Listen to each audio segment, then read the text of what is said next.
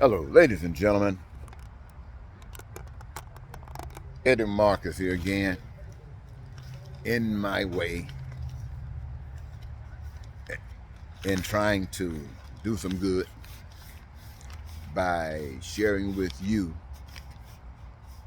some knowledge I'm confident that I have. And I'm just offering it in the case you might be looking for some. I want you to know that life is a wonderful thing. It was made to be wonderful. Life is all that is involved in existence, in living, the good and the bad. Some say the bad is necessary for you to appreciate the good. And for those, they know what it is requiring. Others think that being good all the time is just fine. And they know what is required for that. In reality, ladies and gentlemen, the long story is that everything has a price. If you want to enjoy just the wonderful life all the time, it has a price. If you'll settle for the good and the bad, it has its price as well. And if you'll settle for anything, it has its price. The highest order that a human being could achieve is to want to experience the wonderful life all the time. That is the greatest, and so the highest price is required. In order to live that life, you got to be willing to give your life up for that. Now, that is an absolute truth. Even here in the human form, you must be willing to give your life up for that. Meaning that the world that you live in, the society that you live in, that is basically, or usually, should I say, the good and the bad, the right, the evil, putting them together, just make it. It's not what you are about. You happen to be now in a hellhole, and your concern is to shine like the sun in my face, to shine.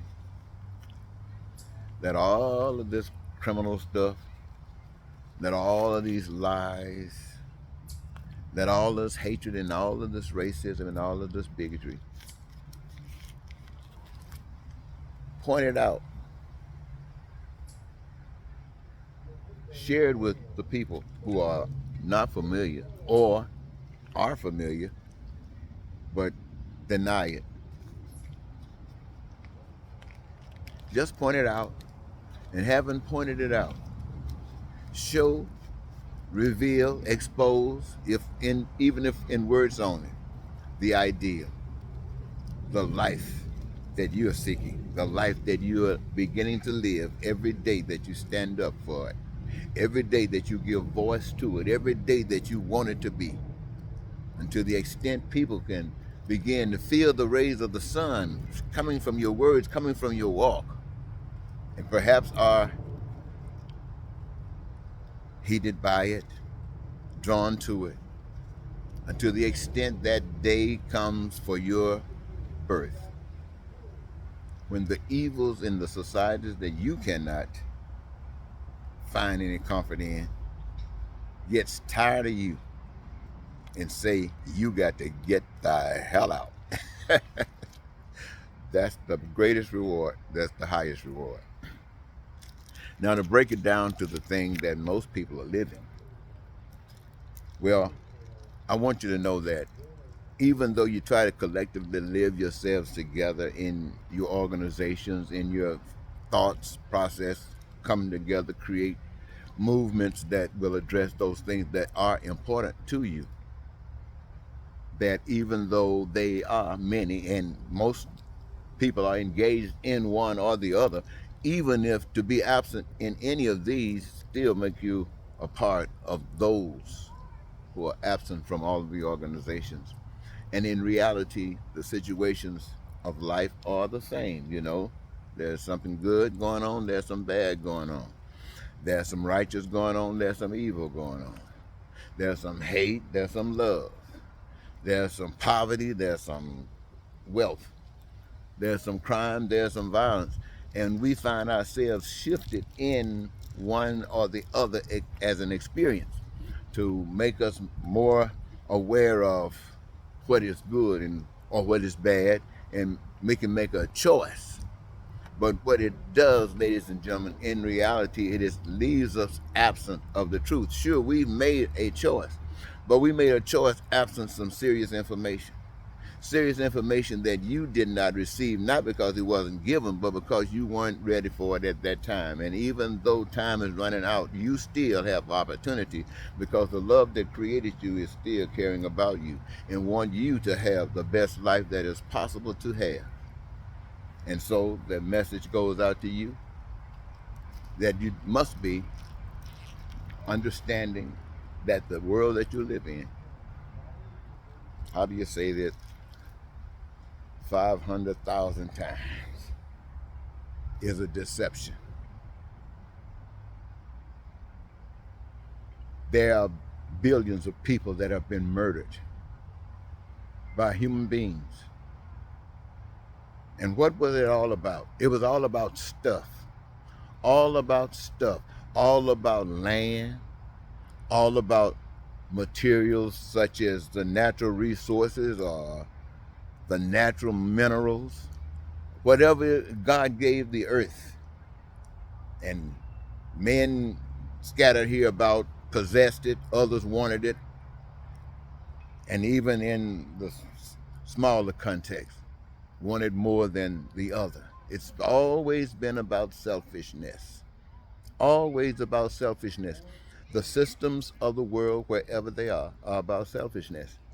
And every church organization that you're in is about selfishness. Why am I saying this to you? I'm saying this to you because there's one way, call it straight and narrow. There's nothing wrong with being a group if you want to be in a group for one reason or another. But when it comes down to life, you got to be singular. You got to be you.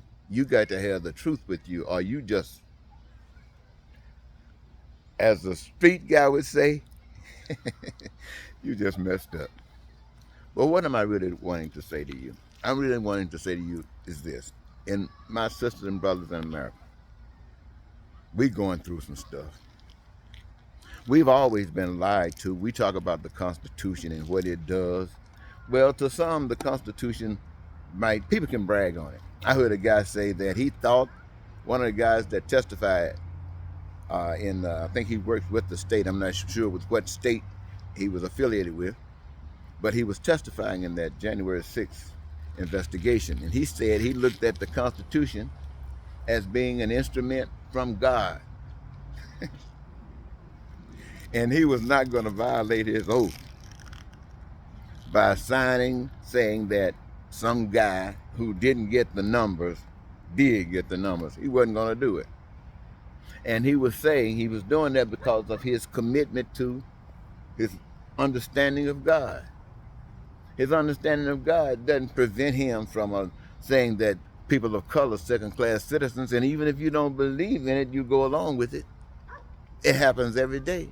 Every day. They've never been beyond a second-class citizen. It doesn't matter how much money they have. It doesn't matter who they walk with.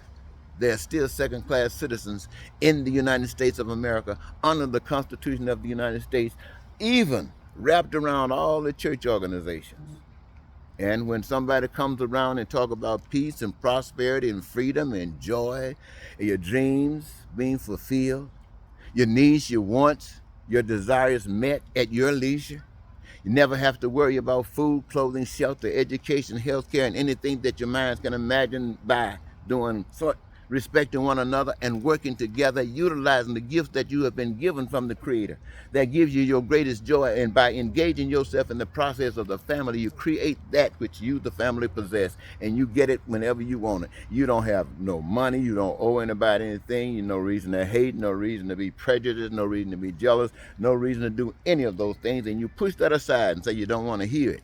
And then some guy comes around and tell you that you are more important than somebody else, that you deserve more than someone else, and join him. He's gonna make sure you're gonna get this and get that. And while you are being fooled, I mean really fooled, the guy is trying to take your country.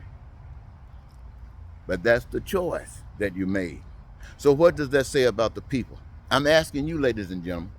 I'm not talking about me running for president or anything like that. I said that you were offered an opportunity for peace and prosperity. You were offered the plan, and you rejected it. Why do you say you rejected? Did you support it? Most of you will say you never heard of it, and you didn't. Why? Because it's not something that America is about. But when this guy came around lying to you, you were all about it. From the day he walked down that staircase until this very day, day and night, the cameras are saying something. His name is out there. This lie is out there. Everything that he's about, I don't care how ugly it is, it's out there. It's out there all over the world. It's out there. And yet you won't say anything about making this thing right for all of the people. You won't say anything about justice. You won't say anything about fairness. In fact, you go back and plan to go back and redo the ugly stuff that you did in the past. And you don't want to teach about it because you want to act like it never happened, while you're trying to do it again. You don't think this is hell? You should say, Eddie, thank you for at least telling me that. Golly. But anyway, it was my duty to say it to you. And I'm glad I did, but I sure wish